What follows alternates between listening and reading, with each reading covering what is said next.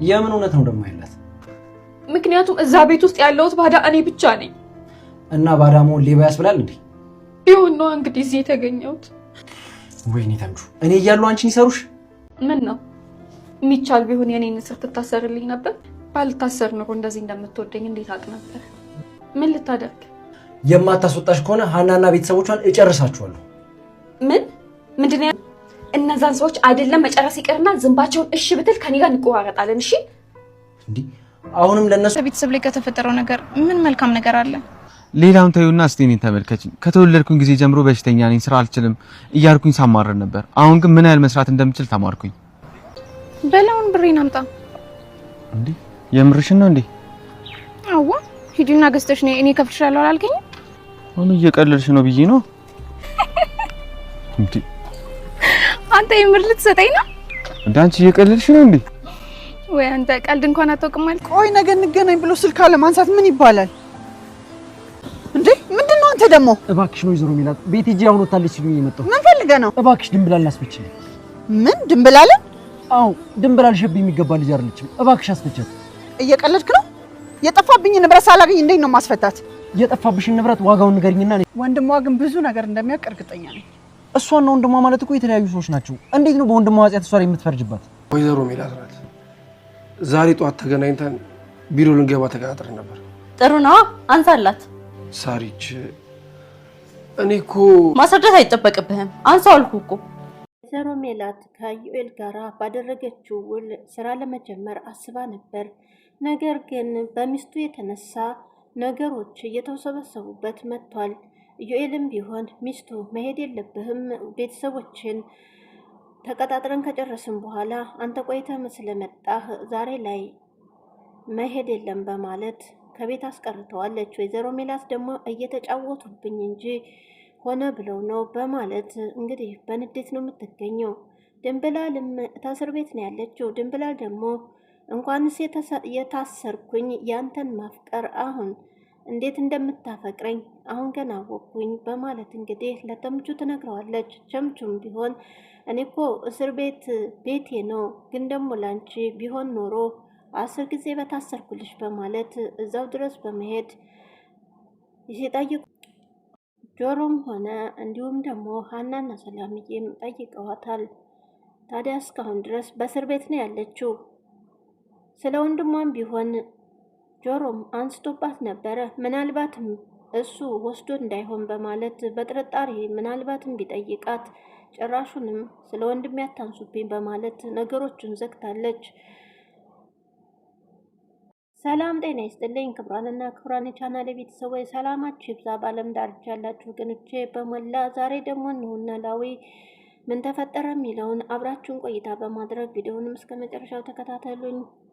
አሁን ላይ ወይዘሮ ሜላት የጀመረችው ስራ አቋርጣ ወጣ ነበረ። ስለዚህም ደግሞ አሁን ላይ የተመላለሰ ይቅርታ ታስፈልግናለች ስራውን እንድትቀጥል ጠይቋት ነበር ዩኤል በጠየቃት መሰረትም ነገሮቹን አውጥታ ወርዳ እሺ ብላ ከካፌ ተገናኝተው ስለ ስራው ሁኔታ ሁሉንም ነገር ተነጋግረው ነበረ።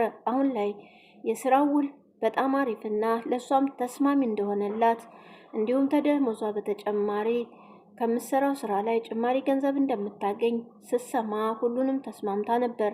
ታዲያ ዩኤልም ታዲያ ቀጠሮ እንዳለበት እሷን ማታ ላይ ሲያገኛት ሰዓቱን እያየ ነበረ።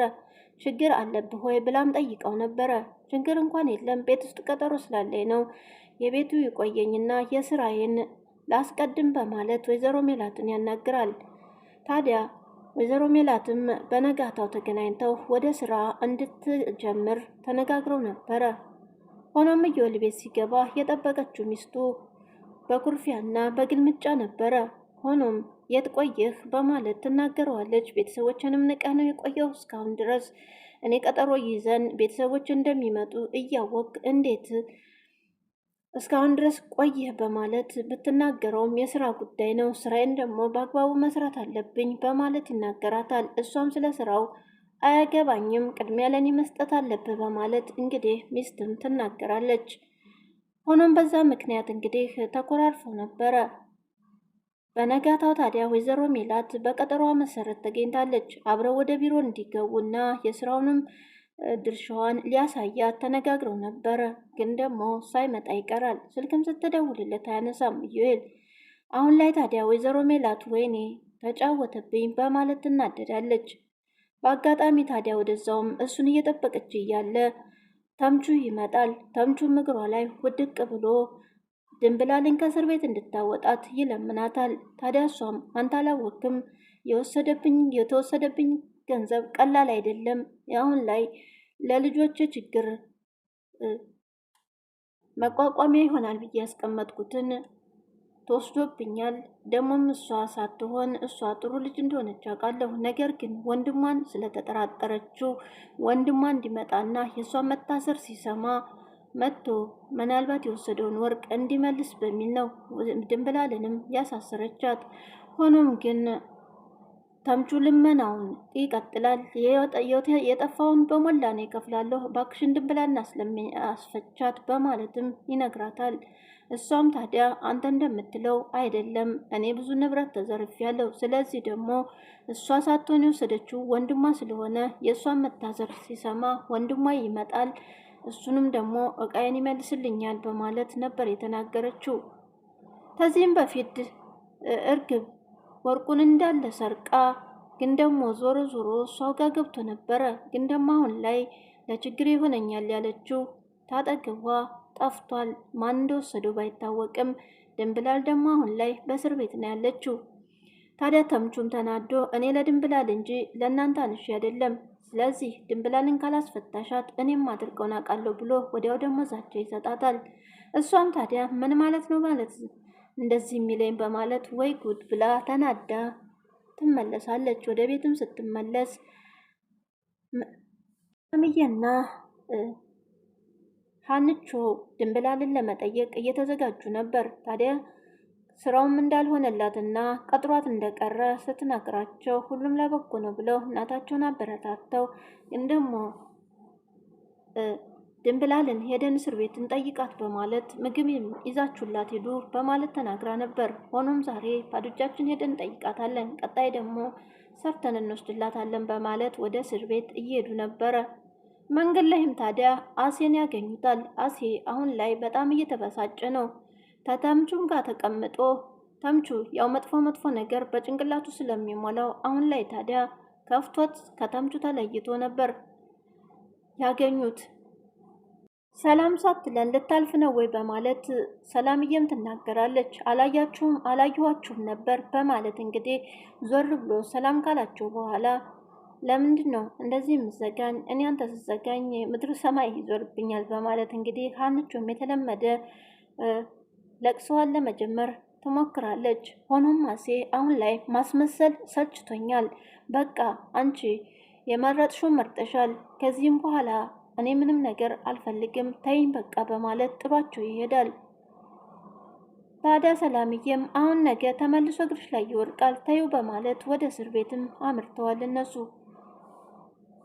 ተምቹም እንግዲህ ወደ ድንብላል ጋር ሄዶ ነበረ። ድንብላልን ከጠየቃት በኋላም እነሱ ዛሬ ካላስፈታችሽ አቃጥላችኋለሁ፣ አጠፋችኋለሁ በማለት ይናገራል።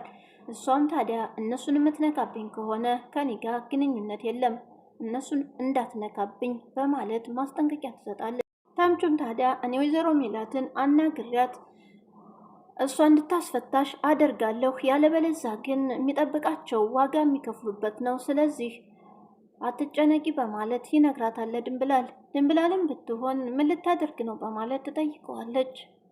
የማደርገውን አውቃለሁ፣ አንቺ ግን ምንም መጨነቅ የለብሽም በማለት እየነገራት ነበረ።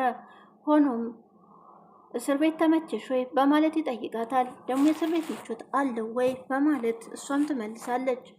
ግን ደግሞ ያው ግድ ነው እንግዲህ ፈጣሪ ከዚህ ውጭ እስከሚለኝ ድረስ እያለሁ አለሁ በማለት ትመልስለታለች። እኔ ባንቺ ቦታ ቢቻል ኖሮ 10 ጊዜ በታሰርኩልሽ በማለት ተምቹም ይመልስላታል። ነገር ግን መታሰሬ ጠቀመኝ፣ መውደድ ግን አላውቅም ነበር፣ የዚህን ያክል ትወደኛለህ ማለት ነው በማለት ነበረ ድንብላልም የመለሰችላት። ሆኖም እንግዲህ ወይዘሮ ሜላትን ሆነ ቤተሰቦቿን እጎዳቸዋለሁ፣ አቃጥላቸዋለሁ ስላላት ድንብላል እንደዛ ካደረግክ ግን እነሱን ጫፋቸውን ከነካሃቸው ከኔ ጋራ አንገናኝም፣ በጭራሽ እኔ ጋም እንዳትመጣ በማለት ጥለው ሄዳለች። በአንድ በኩል ደግሞ ምናሴ አሁን ላይ የሊስትሮ ስራውን እየሰራ ነው ቤተሰቦቹን ለማስተዳደር። ታዲያ አሁን ላይ ደስ የምትል ጓደኛ አግኝቷል። እየመጣችም ጊዜ እያሳለፉ አብረው እየተዝናኑ ደስተኛ ሆነው እያሉ ሆኖም ባለፈው ታሪኩ ግን እሷ የምታውቀው ምናሴ የሀብታም ልጅ እና አሁን ላይ ደግሞ እዚህ መንገድ ላይ ስታየው ምን ሆነህ ነው በማለት ጥያቄዋንም አቅርባለት ነበር። ባለፈውም ታዲያ ቪዲዮ ላይ እሱም እንደነገራት ስለ ቤተሰቦቹም ሆነ ንብረቱም በአንድ ጊዜ ምን እንደሆነ ሳይታወቅ የሌላ ሰው ሆኖ ተገኘ በማለት እንግዲህ እየነገራት ነበር። በሁኔታው በጣም አዝና ግን ደግሞ አሁን ባለህበት ነገር ደስተኛ ነህ ወይ ስትለው ጠይቀውም ነበረ። አዎ ደስተኛ ነኝ፣ ባለኝ ሰዓት በሽተኛ ነበርኩኝ። ሆኖም ደግሞ አቅመቢስ ስራም ማልችል፣ ግን አሁን ላይ ቤተሰቦችን ለማስተዳደር እየሰራው ነው ስራ ሳልመርጥ።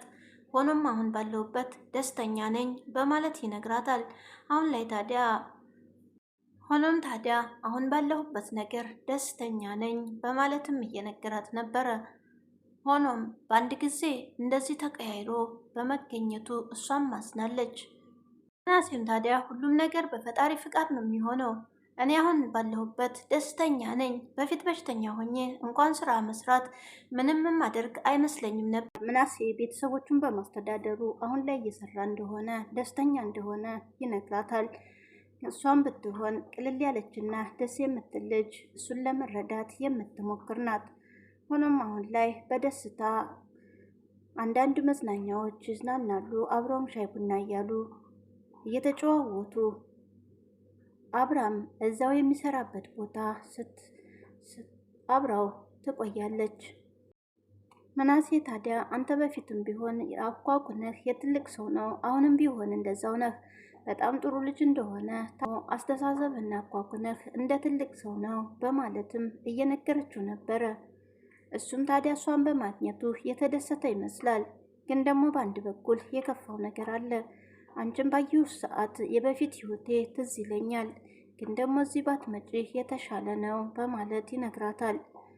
እሷም ታዲያ ሁላችንም ቢሆን የጀርባችን ቁስል ሊኖር ይችላል፣ ግን ደግሞ ትሁትም ታዲያ እኔ እኮ የምመጣው ጭንቀትህን ትንሽ ቀለል ያረኩልህና የማጫውትህ እየመሰለኝ ነው፣ ግን ደግሞ ምናሴም ቢሆን አሁንም ቢሆን ደስተኛ ነኝ ይላታል። ለምንድነው ነገሮች የምታምታታው? አሁን ደስተኛ አይደለሁም፣ አሁን ደግሞ ደስተኛ ነኝ እያልከኝ እኮ ነው በማለት ትሁት ትናገራለች። ምናሴ ግን በቃ አላቅም፣ ተይኝ፣ ሁለተኛ ግን እዚህ አትምጪ፣ ባትመጪ የተሻለ ነው። እኔ አንቺን ባየሁ ሰዓት የበፊት ያሳለፍኩት ነገሮች ትዝ ይሉኛል፣ ስለዚህም ይከፋኛል ስላላት ነበር ያን የተናገረች። አንተ ብቻ ነህ ወይ ችግር ያለብህ የሚመስልህ? ሁላችንም እኮ የሆነ ችግር አለ፣ እሱን ለመርሳት ብለን ነው ሰው የምንፈልገው በማለትም ምናሴ ደግሞ እባክሽ ንገሪኝ ምንድነው ችግሩ በማለት ቢጠይቃትም እንግዲህ ትሁት ሄዳለች። ሰላምና ሀኑም ድንብላል ጠይቁ ሄደው ነበረ። እንዴት ነው ለመሽቡ እያሉ ይጠይቋታል። ላያስችል አይሰጥም። ሰላምዬ ደግሞ ይሄን ሁሉ ነገር እኮ የምታደርገው እማዬ ናት በማለት እንግዲህ ትናገራለች። አንቾም ብትሆን ቀስ ብላ መጠየቅ ስትችል ለምንድነው አሳልፋ ለፖሊስ የሰጠችሽ በማለት እናታቸውን ይወነጅላሉ። ነገር ግን እሳቸውም እኮ ልክ ናቸው በማለት ትናገራለች። ማለት ልክ ናቸው፣ ወርቁን የወሰዱ ወንድምሽ ነው ወይ ብላ ጠፋ የተባለውን አንቺ ነሽ የወሰድሽው በማለት ሀናም እንግዲህ ትጠይቃለች። እንዲሁ እንደኔን ስታውቁኝ እኔ ሌባ ነኝ በማለት ድንብላልም ትናገራለች። እሳቸውም እኮ እውነት አላችሁ ስላልሽ ነው በማለት እንግዲህ ሀንቹም ማለቴማ ባዳ እኔ ነኝ ቤት ውስጥ ያለሁት፣ ከኔ ሌላ ማን ይጠረጥራሉ ለማለት ያክል ነው በማለት ትናገራለች። ታዲያ ሰላምዬም እውነት ወንድምሽ የሚወስዱ ይመስልሻል ወይ በማለት ጠይቃታለች። ወንድሜም ቢሆን እንደዚህ አይነት ሰው አይደለም በማለት እንግዲህ ትናገራለች ድንብላል። ታዲያ ማን ወስዶ ይባላል ብለውም ሲሉ እናንተ የማታውቁትን ወርቅ እኔ ምን አውቃለሁኝ፣ እኔም እኮ እንደናንተው ነኝ በማለት ትናገራለች። ቢሆንም አንቺ ተረጋጊ በማለት ሁለቱም ድንብላልን ለመረጋጋት ይሞክራሉ። ግን ደግሞ እማዬ እኮ ያለችው ያኔ እርግብ የሰረቀችውን ወርቅ ነው ብለው ሲነግሯት እኔ ስለሚባለው ነገር ምንም ማውቀው ነገር የለም በማለት ነበር የመለሰችው። ሀንቾም ታዲያ ተረብሻ ስለነበረ ወደ አሴ ጋር ለመሄድ ቸኩላለች። እኔ አሴ ጋር መሄድ አለብኝ በማለት ትናገራለች። አሴ እኮ አሁን ነው ጠይቆኝ ወጣው ከዚህ በማለት አሴን አግኝታ ማናገር እንዳለባት ስለተረበሸች ነግራቸው ትለያቸዋለች። ሰላም ሀንቾ ታዲያ አሴን በመንገድ ላይ ታገኘዋለች። ወይዘሮ ሜላትም እንግዲህ ወደ ዩኤል ቤት ሄዳ ነበረ። በሩንም ስታኳኳ አንቺ ማንሽ በማለት ሚስቱ ትከፍታለች።